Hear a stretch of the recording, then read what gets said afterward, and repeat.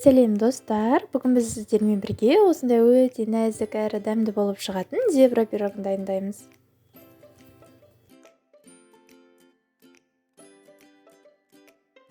Ол үшін ең бірінші біздің жұмыртқамызды шағып алып, оны осылай біркелкі болғанша араластырамыз.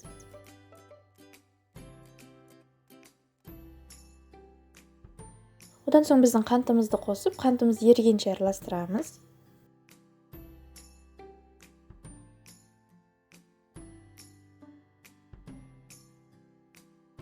Біздің қантымыз бен жұмыртқамызды араластырып болған соң, сүт пен сұйық майымызды қосамыз.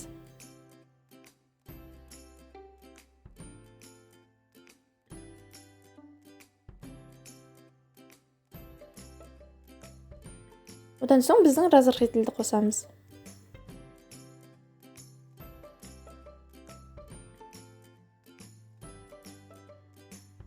Біздің алдын ала еленіп алған ұнымызды осылай бірнеше бөліктерге бөліп отырып қосып араластырамыз.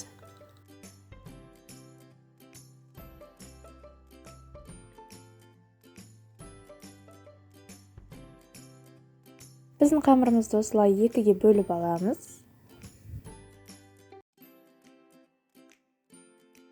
Одан соң бір бөлігіне осылай какаоны қосып, біркелкі болғанша араластырамыз.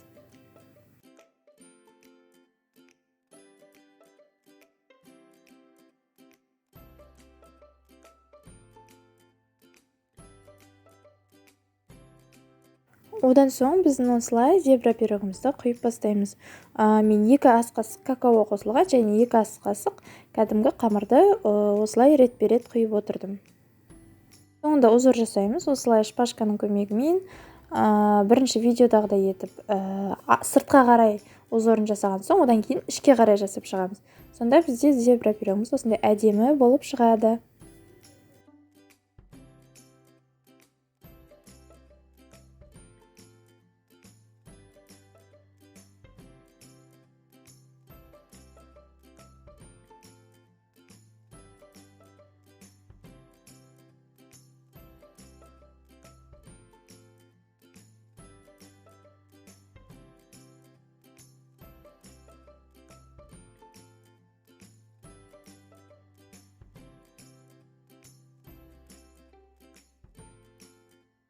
Осылай узорын салып болған соң, біздің пирогымызды 180 градуста қызған пеште 20-25 минутта пісіріп аламыз.